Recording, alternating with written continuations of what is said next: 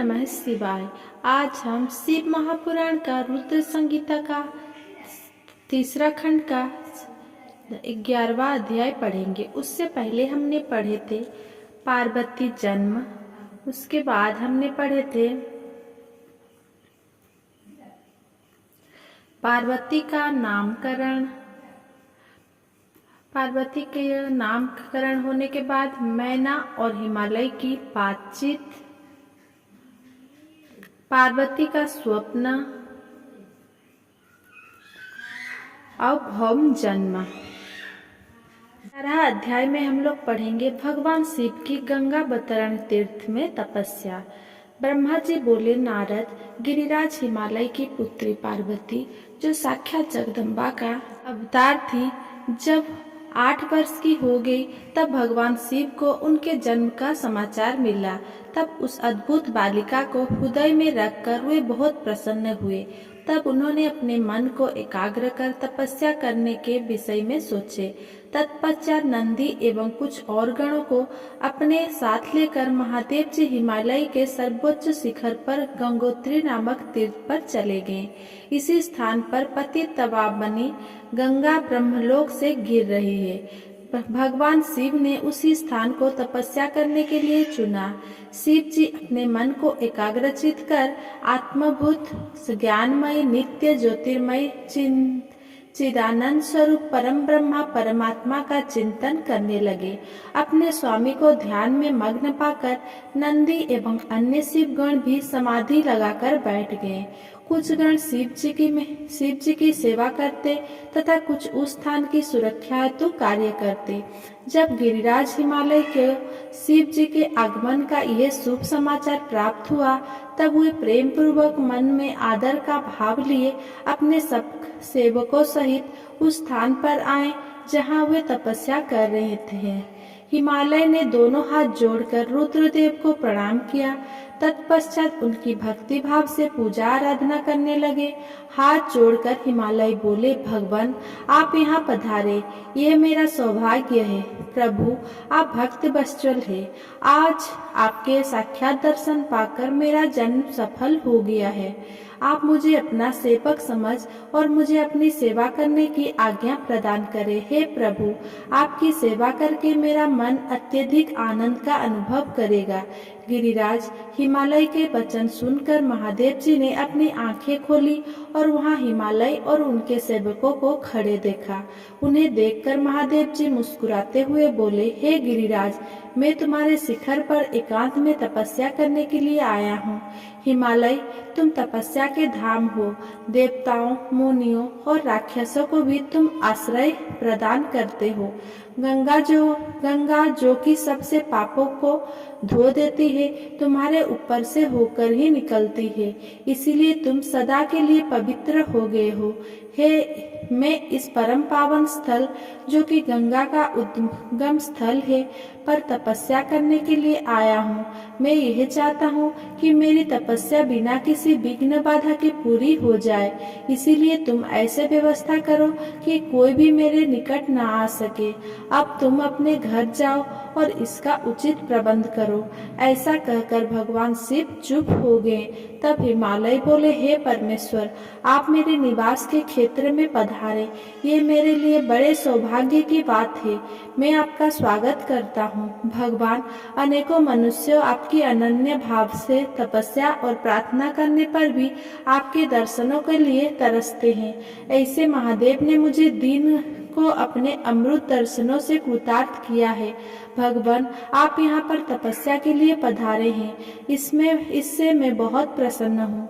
आज मैं स्वयं को देवराज इंद्र से भी अधिक भाग्यशाली मानता हूँ। आप यहाँ बिना किसी विघ्न बाधा के एकाग्रचित हो तपस्या कर सकते हैं। यहाँ आपको किसी भी तरह की कोई परेशानी नहीं होगी, ऐसा मैं आपको विश्वास दिलाता हूँ। ऐसा कहकर गिरिराज हिमालय अपने घर लौट गए। घर पहुंचकर उन्होंने अपनी पत्नी मैना को शिव जी से हुई सारी बातों का वृतांत कह सुनाया। तब उन्होंने अपने सेवकों को बुलाया और समझाते हुए कहने लगे कि आज से कोई भी गंगावतरण अर्थात गंगोत्री नामक स्थान पर नहीं जाएगा। वहां जाने वाले को मैं दंड दूंगा।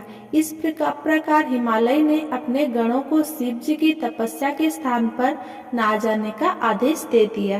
12वां अध्याय, पार्वती को सेवा में रखने के लिए हिमालय का शिव को मनाना। ब्रह्मा जी बोले, हे मुनि नारद, तत्पश्चात हिमालय अपनी पुत्री पार्वती को साथ लेकर शिव जी के पास गए।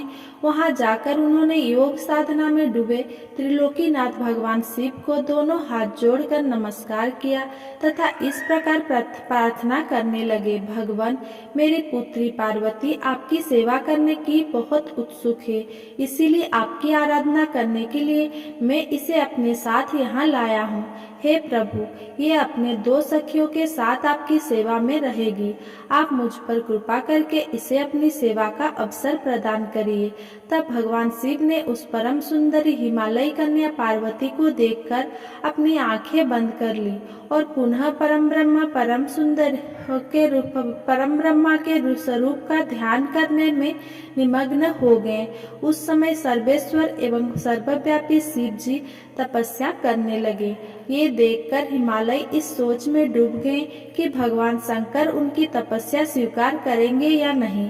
तब एक बार पुनः हिमालय ने दोनों हाथ जोड़कर शिव जी के चरणों में प्रणाम किया और बोले, हे देवादिदेव महादेव, हे भोलेनाथ, शिव शंकर, मैं दोनों हाथ जोड़े आपकी शरण में आया हूँ, कृपया। हिमालय ने दोनों हाथ जोड़कर शिव जी के चरणों में प्रणाम किया और बोले, हे देवादिदेव महादेव, हे भोलेनाथ, शिव शंकर, मैं दोनों हाथ जोड़ आपकी शरण में आया हूँ, कृपया आंखें खोलकर मेरी ओर देखिए। भगवान, आप सभी विपत्तियों को दूर करते हैं। हे भक्त वत्सल, मैं रोज अपनी पुत्री के साथ आपके दर्शन के लिए यहाँ आऊँगा, कृपया मुझे आज्ञा प्रदान कीजिए। हिमालय के वचन सुनकर त्रिलोकीनाथ भगवान शिव ने अपने नेत्र खोल दिए और बोले, हे गिरिराज हिमालय, आप अपनी कन्या को घर पर ही छोड़कर मेरे दर्शन को आ सकते हैं, नहीं तो आपको मेरा भी दर्शन नहीं होगा। महेश्वर की ऐसी बातें सुनकर हिमालय ने अपना मस्तक झुका दिया और शिव जी से बोले, हे प्रभु, हे महादेव जी, कृपया ये बताइए कि मैं अपनी पुत्री के साथ आपके दर्शन के लिए क्यों नहीं आ सकता? क्या मेरी पुत्री आपकी सेवा के योग्य नहीं है? फिर इसे ना लेकर आने का कारण मुझे समझ में नहीं आता।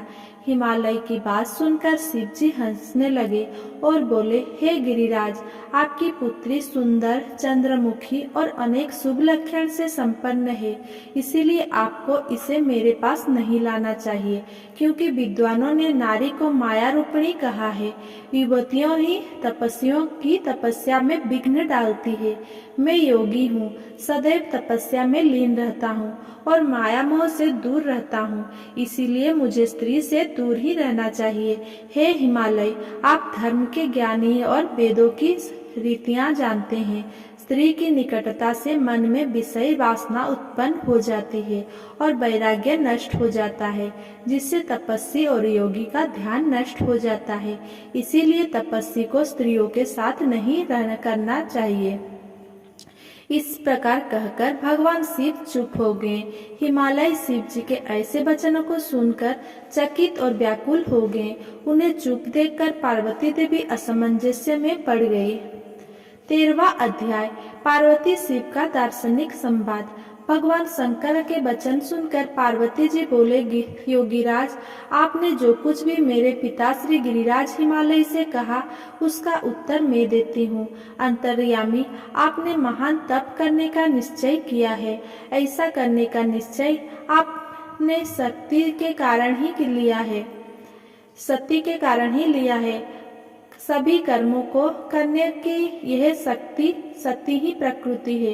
प्रकृति ही सबकी सृष्टि, पालन और संहार करती है। प्रभु, आप थोड़ा विचार करें, प्रकृति क्या है और आप कौन है? यदि प्रकृति ना हो तो शरीर तथा स्वरूप किस प्रकार हो? आप सदा प्राणियों के लिए वंदनीय और चिंतनीय है। ये सब प्रकृति के ही कारण है। पार्वती जी के वचनों को सुनकर उत्तम लीला करने वाले भगवान शिव हंसते हुए बोले, मैं अपने कठोर तप द्वारा प्रकृति का नाश कर चुका हूँ। अब मैं तत्व रूप में स्थित हूँ। साधु पुरुषों को प्रकृति का संग्रह नहीं करना चाहिए। भगवान शिव के इस प्रकार के वचन को सुनकर पार्वती हंसती हुई बोली, हे करुणा निधान कल्याणकारी योगीराज, आपने जो कहा क्या यह प्रकृति नहीं है? तो फिर आप उससे अलग कैसे हो सकते हैं? बोलना या कुछ भी करना अर्थात हमारे द्वारा किया गया हर क्रियाकलाप ही प्रकृति है। हम सदा ही प्रकृति के ही बस में है। यदि आप प्रकृति से अलग है तो ना आपको बोलना चाहिए और ना ही कुछ और करना चाहिए, क्योंकि ये कार्य तो प्रकृति के ही है अर्थात प्राकृत है। भगवान, आप हंसते, सुनते, खाते, देखते और करते हैं, वो सब भी तो प्रकृति का ही कार्य है। इसीलिए व्यर्थ के वाद विवाद से कोई लाभ नहीं है।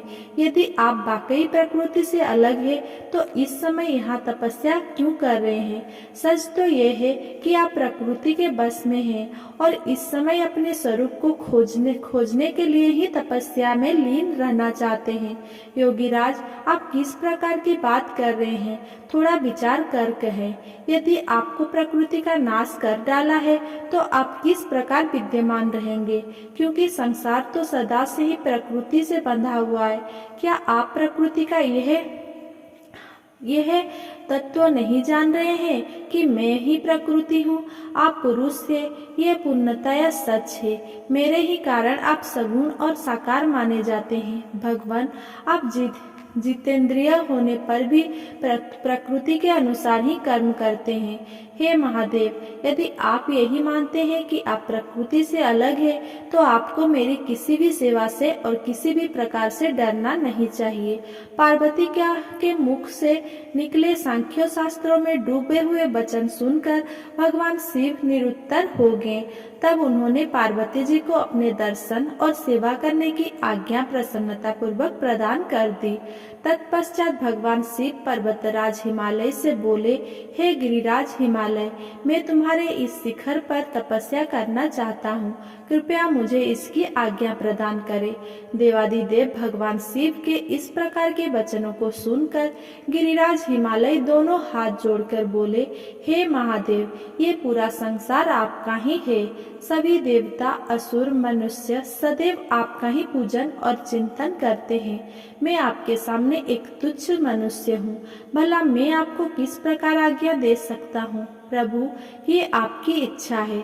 आप जब तक यहाँ निवास करना चाहे यहाँ कर सकते हैं। गिरिराज के इन वचनों को सुनकर भगवान शिव मुस्कुराने लगे और आदरपूर्वक हिमालय से बोले, अब आप जाइए। अब हमारी तप करने की इच्छा है। तुम्हारी कन्या नित्य आकर मेरे दर्शन कर सकती है और मेरी सेवा करने की भी मैं उसे आज्ञा देता हूँ। लोक कल्याणकारी भगवान शिव के इन उत्तम वचनों को सुनकर हिमालय और पार्वती जी बहुत प्रसन्न हुए। उन्होंने त्रिलोकीनाथ भगवान शिव को नमस्कार किया और अपने घर लौट गए। उसी दिन से पार्वती जी प्रतिदिन भगवान शिव के दर्शनों के लिए वहां आती। उस समय उनके साथ उनकी 2 सखियां भी वहां आ जाती और भक्ति पूर्वक शिव जी की सेवा करती। वे महादेव के चरणों को धोकर उस चरणामृत को पीती थी। तत्पश्चात उनके चरणों को पोंछती, फिर उनका षोडशोपचार अर्थात 16 उपचार से विधिवत पूजा करने के पश्चात अपने घर वापस लौट आती। इस प्रकार प्रतिदिन शिव जी का पूजन करते हुए बहुत समय व्यतीत हो गया।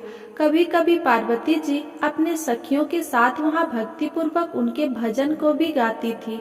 एक दिन सदाशिव ने पार्वती जी को इस प्रकार अपनी सेवा में तत्पर देखकर विचार किया कि जब इनके हृदय में उपजे अभिमान के बीज के अंकुर का नाश हो जाएगा तभी मैं इनका पाणी ग्रहण करूंगा।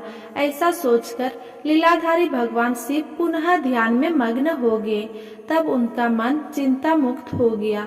तब देवी पार्वती भगवान शिव के रूप का चिंतन करती हुई भक्ति भाव से उनकी सेवा करती रहती। भगवान शंकर जी शंकर भी शुद्ध भाव से पार्वती को प्रतिदिन दर्शन देते थे। इसी बीच इंद्र और अन्य देवता और मुनि ब्रह्मा जी के पास पहुँचे। ब्रह्मा जी की आज्ञा से कामदेव हिमालय पर्वत पर गए। सभी देवताओं के कार्य की सिद्धि हेतु काम की प्रेरणा से वे पार्वती शिव का संयोग कराना चाहते थे। इसका कारण ये था कि महापराक्रमी तारकासुर ने ऋषि मुनियों और देवताओं की नाक में दम कर रखा था। उसका वध करने के लिए उन्हें भगवान शिव जैसी महापराक्रमी और बलवान पुत्र की आवश्यकता थी। कामदेव ने हिमालय के शिखर पर पहुंचकर अनेक यत्न किए, परंतु भगवान शिव काम की माया से मोहित ना हो सके। उन्होंने क्रोध से कामदेव को भस्म कर दिया। अब शक्ति में ही सामर्थ्य थी कि शिव को मोहित कर वे देवताओं की इच्छा को साकार करती। इसीलिए काम के अनंग होने के बाद जनक जन कल्याण के लिए तथा अपने व्रत को पूरा करने के लिए पार्वती ने मन ही मन शिव जी को पति रूप में पाने का दृढ़ निश्चय कर लिया।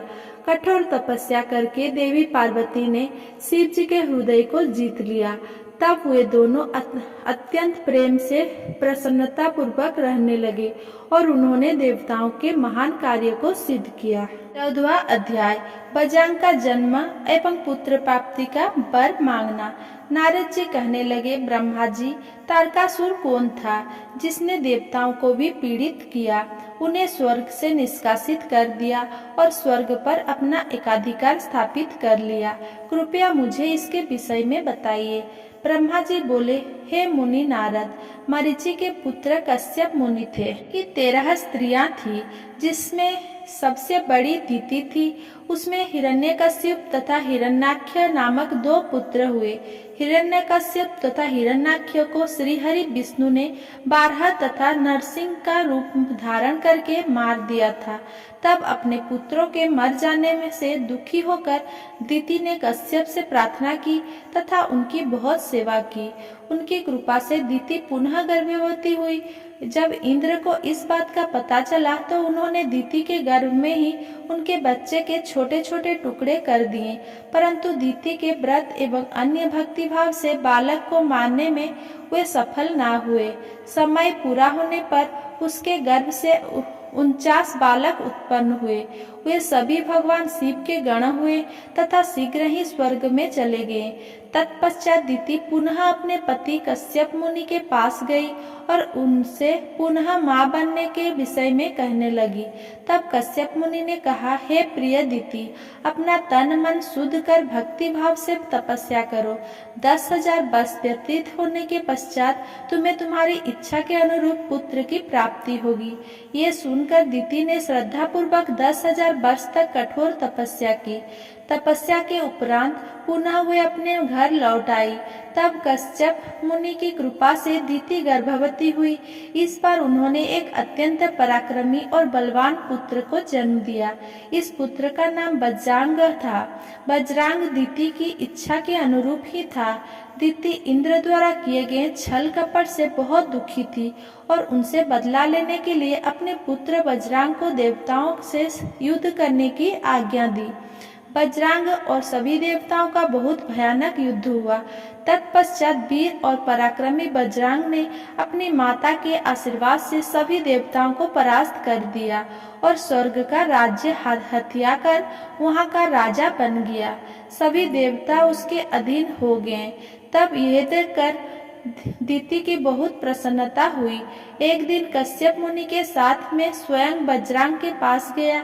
मैंने बजरंग से अनुरोध किया कि वो देवताओं को इंद्र की गलती की सजा ना दे तथा इंद्र सहित सभी देवताओं को क्षमा कर दे। मेरे इस प्रकार कहने पर बजरंग बोला, हे ब्रह्मन, मुझे राज्य का कोई लोभ नहीं है। मैंने इंद्र की दुष्टता के कारण ही ऐसा किया है। इंद्र ने मेरी माता के गर्भ में घुसकर मेरे भाइयों को मारने का प्रयत्न किया था। तभी मैंने इंद्र के राज्य को जीतकर उसे स्वर्ग से निष्कासित कर दिया है। भगवान, मुझे भोग विलास का कोई भी इच्छा नहीं है। इंद्र सहित सभी देवता अपने अपने कर्मों का फल भोग चुके हैं। अब मैं स्वर्ग का राज्य इंद्र को वापस सौंप सकता हूँ। मैंने अपने माता की आज्ञा मानकर यह सब किया है। प्रभु, आप मुझ सार तत्व का उपदेश दे, जिससे मुझे सुख की प्राप्ति हो। बजरंग के उद्देश्य को उत्तम जानकर मैंने उसे सात्विक तत्व के बारे में समझाया। फिर मैंने एक सुंदर और गुणी स्त्री उत्पन्न की और उसका विवाह बजरंग से करा दिया। बजरंग ने अपनी सभी बुरे विचारों को त्याग दिया, परंतु उसकी पत्नी के हृदय में बुरे विचार का ही मानव साम्राज्य था। उसकी पत्नी ने उसकी बहुत सेवा की। तब प्रसन्न होकर बजरंग ने कहा, हे प्राण प्रिया, तुम क्या चाहती हो, मुझे बताओ, मैं तुम्हारी इच्छाएं अवश्य पूरी करूंगा। ये सुनकर वो परम सुंदरी बोली, पतिदेव, यदि आप मेरी सेवा से प्रसन्न है तो कृपया मुझे इस त्रिलोकी को जीतने वाला महापराक्रमी और बलवान पुत्र प्रदान करिए, जो ऐसा बलवान हो कि समस्त देवता उससे भयभीत रहे। अपनी पत्नी के ऐसे वचन सुनकर बजरंग सोच में डूब गया, क्योंकि वह स्वयं देवताओं से किसी प्रकार का कोई बैर नहीं रखना चाहता था, परंतु उसकी पत्नी देवताओं के साथ शत्रुता बढ़ाना चाहती थी। बजरंग सोचने लगा कि यदि सिर्फ अपनी पत्नी की इच्छा को सर्वोपरि मानकर उसे पूरा कर दिया तो सारे संसार सहित देवताओं एवं मुनियों को दुख उठाना पड़ेगा, और यदि पत्नी की इच्छा को पूरा नहीं किया तो मैं नरक का भागी बनूंगा। तब इस धर्म संकट में पड़ने के बाद उसने अपने पत्नी की अभिलाषा को पूरा किया। अपनी पत्नी की इच्छानुसार पुत्र प्राप्त करने हेतु बजरंग ने बहुत वर्षों तक कठोर तपस्या की। मुझसे वर प्राप्त कर अत्यंत हर्षित होता हुआ बजरंग अपनी पत्नी को पुत्र प्रदान करने हेतु अपने लोक में चला गया। 15वां अध्याय, तारकासुर का जन्म और उसका तप। ब्रह्मा जी बोले, हे मुनि श्रेष्ठ नारद, कुछ समय बाद बजरंगी की पत्नी गर्भवती हो गई। समय पूर्ण होने पर उसकी पत्नी ने एक पुत्र को जन्म दिया। वो बालक बहुत लंबा चौड़ा था, उसका शरीर बहुत अधिक विशाल था, वो अत्यंत शक्तिशाली और पराक्रमी था। उसके जन्म के समय सारे संसार में कोहराम मच गया, चारों ओर उपद्रव होने लगे, आकाश में भयानक बिजलियां चमकने लगी तथा चारों दिशाओं में भयंकर गर्जनाएं होने लगी। धरती पर भूकंप आ गया, पहाड़ कांपने लगे, नदी सरोवर का जल जोर जोर से छलकने लगे, चारों ओर आंधियां चलने लगी, सूर्य को राहु ने निगल गया और चारों ओर अंधकार छा गया। उसके जन्म के समय के ऐसे अशुभ लक्षण को देखते हुए कश्यप मुनि ने उसका नाम तारका रखा। तारका का जन्म हो जाने पर बजरंग के घर ही उसका लालन पालन होने लगा। थोड़े ही समय में तारका का शरीर और बड़ा हो गया। वो पर्वत के समान विशाल और विकराल होता जा रहा था। कुछ समय पश्चात तारका ने अपनी माता और पिता बजरंग से तपस्या करने की आज्ञा मांगी। तब उसके माता पिता ने प्रसन्नता पूर्वक उसको आज्ञा प्रदान कर दी। साथ ही उसकी माता ने उसे यह आदेश दिया कि वह देवताओं को अवश्य जीते और उन पर अपना आधिपत्य कर स्वर्ग पर अधिकार कर ले। अपनी माता की आज्ञा पाकर बजरंग का पुत्र तारका तपस्या करने में के लिए मधुबन चला गया। वहां तारका ने मुझे प्रसन्न करने के लिए कठोर तप करना आरंभ कर दिया। उसने अपने दोनों हाथ को सिर के ऊपर ऊंचा कर लिया और ऊपर की ओर देखने लगा तथा एक पैर पर खड़े होकर एकाग्र मन से 100 वर्ष तक तपस्या करता रहा। उस समय वह केवल जल और वायु से ही अपना जीवन यापन कर रहा था। तत्पश्चात उसने 100 वर्ष जल में, 100 वर्ष थल में, 100 वर्ष अग्नि में रहकर कठिन तप करके मुझे प्रसन्न करने का प्रयत्न किया। फिर 100 वर्ष पृथ्वी पर हथेली धारण करके, 100 वर्ष वृक्ष की शाखों को पकड़कर तथा अनेकों प्रकार के दुख सहकर वो तप करता रहा। इस तपस्या के प्रभाव से उसके शरीर से तेज निकलने लगा, जिससे देवलोक जलने लगा। ये देखकर सभी देवता घबरा गए। फिर मैं स्वयं तारकासुर के पास वरदान देने के लिए गया। मैंने तारकासुर से कहा, तारका, मैं तुम्हारी इस दुस्सह तपस्या से बहुत प्रसन्न हूँ। तुमने इस प्रकार कठोर तप करके मुझे प्रसन्न किया है। तुम्हारा इसके पीछे क्या प्रयोजन है? निसंकोच मुझे बताओ, मैं तुम्हें तुम्हारा मनोवांछित फल अवश्य प्रदान करूंगा। तुम अपनी इच्छानुसार वर मांगो। ब्रह्मा जी के इन वचनों को सुनकर तारकासुर उनकी स्तुति करने लगा। तत्पश्चात वह बोला, हे विधाता, हे ब्रह्मा जी, अगर आप मेरी तपस्या से प्रसन्न होकर मुझे वरदान देना चाहते हैं तो प्रभु मुझे पहला वर यह दे कि आपके द्वारा बनाई गई इस सृष्टि में मेरे समान कोई भी तेजस्वान और बलवान ना हो। दूसरा वर यह दे कि मैं अमर हो जाऊं, अर्थात कभी भी मृत्यु को प्राप्त ना हो। तब मैंने कहा कि इस संसार में कोई भी अमन नहीं है, इसीलिए तुम इच्छानुसार मृत्यु का वर मांगो। तारका ने अहंकार भरी विनम्रता से निवेदन किया, भगवान, मेरी मृत्यु भगवान शंकर की वीर्य से उत्पन्न बालक के चलाए हुए शस्त्र से ही हो और कोई मेरा वध ना कर पाए। मैंने तारका को उसके मांगे हुए वर प्रदान कर दिए तथा अपने लोक में लौट गया। वर पाकर तारका बहुत खुश था। वो भी वर प्राप्ति का समाचार देने के लिए अपने घर को चला गया। दैत्यों के गुरु शुक्राचार्य ने तारका को असुरों का राजा बना दिया। अब तारका तारकासुर नाम से प्रसिद्ध हो गया। वो तीनों लोगों पर अपना अधिकार स्थापित करना चाहता था, इसीलिए सबको पीड़ित कर उसने युद्ध कर उन्हें हराकर सबके राज्य पर अपना अधिकार करता जा रहा था। स्वर्ग के राजा इंद्र ने भी डर कर अपना वाहन ऐरावत हाथी, अपना खजाना और 9 सफेद रंगों के घोड़े उसे दे दिए। ऋषियों ने डर के मारे कामधेनु गाय तारकासुर को दे दी। इसी प्रकार अन्य देवताओं ने भी अपनी अपनी प्रिय वस्तुएं तारकासुर को अर्पित कर दी। अन्य लोगों के पास भी जो उत्तम उत्तम वस्तुएं थी उन्हें भी दैत्यराज तारका ने अपने अधिकार में कर लिया। इतना ही नहीं, समुद्रों ने भी भयभीत होकर अपने अंदर छिपे सभी अमूल्य रत्नों निकालकर तारकासुर को सौंप दिए। तारकासुर के भय से पूरा जगत कांपने लगा था। उसका आतंक दिनों दिन बढ़ता जा रहा था। पृथ्वी, सूर्य, चंद्रमा, वायु, अग्नि सभी तारकासुर के डर के कारण अपने सभी कार्य सुचारू रूप से कर रहे थे। दैत्यराज तारकासुर ने देवताओं और पितरों के भागों पर भी अपना अधिकार जमा लिया था। उसने इंद्र को युद्ध में हराकर स्वर्ग का सिंहासन भी हासिल कर लिया था। उसने स्वर्ग के सभी देवताओं को वहां से निष्कासित कर दिया जो अपनी प्राणों रक्षा के लिए इधर उधर भटक रहे थे। अगर मेरा ये वीडियो आपको पसंद आया हो तो मेरा वीडियो को लाइक, कमेंट, शेयर करें एंड मेरे चैनल को सब्सक्राइब करें।